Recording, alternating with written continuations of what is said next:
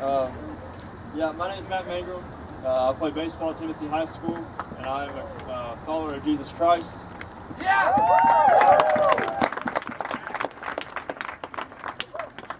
My favorite verse is James 4:14. It says, "Why do you not even know what will happen tomorrow? What is your life? You are a mist that appears for a little while and then vanishes."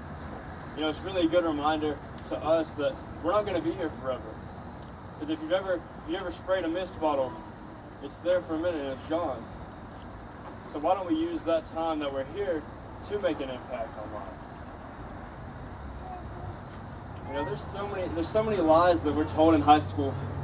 We get told so many lies. And high school is the worst place when it comes to lies. You get told things that they say that you're not pretty enough, or you're not funny enough, or you're not a good enough athlete. But it becomes our problem when we let that affect us, what other people say about us affect us.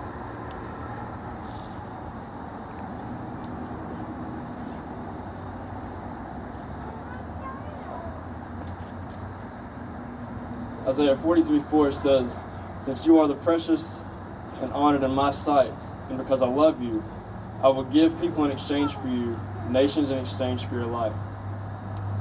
I don't know about you all, but when I was planning this message and I started thinking about that verse, and it says, "And because I love you," I don't know if you've ever had somebody tell you that you love you, or that they love you, and you know it's fake, but I can promise you this is real.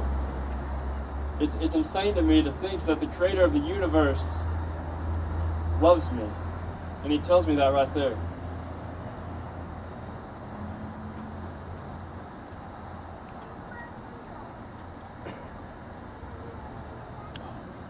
God knows our abilities and knows that we can do incredible things in this world, and God calls us to get out of our comfort zone.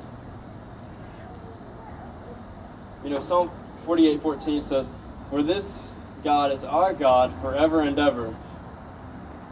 He will be our guide even to the end." It's such a comforting thing to know that Christ is always going to be there with us, no matter what we go through. All the lies that we have in our lives that people tell us and stuff, it's kind of like those lies are holding us down in a seatbelt. It's like we're in a car, and the lies that are in our mind, the lies that are being told to us in our mind are strapping us down to a seat, and we can't get up. But Christ calls us to be different. Christ calls us to break through that seatbelt, the seatbelt of lies that are in our mind.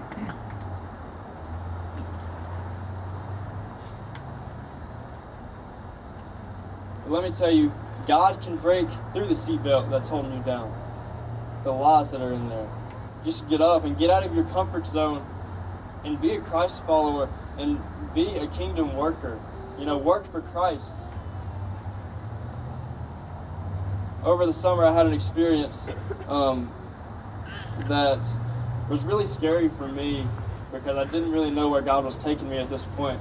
And God was wanting me to do something big for Him, and He said, here's what He told me. He said, "Matt, I want you to go out here. I want you to raise $8,000 to build a home for a family in another country." And I'm like, "What? You serious? Like, I'm just a person. I can't do that by myself. I can't do that." But I took that step out of my comfort zone. I broke through the seatbelt of lies in my mind because there's people that said I can't do it. There's people that told me that you aren't going to be able to do that. Well, I'll tell you, we're at $7,000 out of $8,000. How good is God for that? Yeah.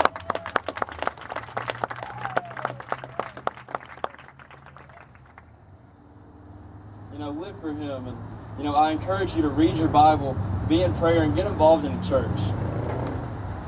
Don't get too comfortable with your life. Give it to God.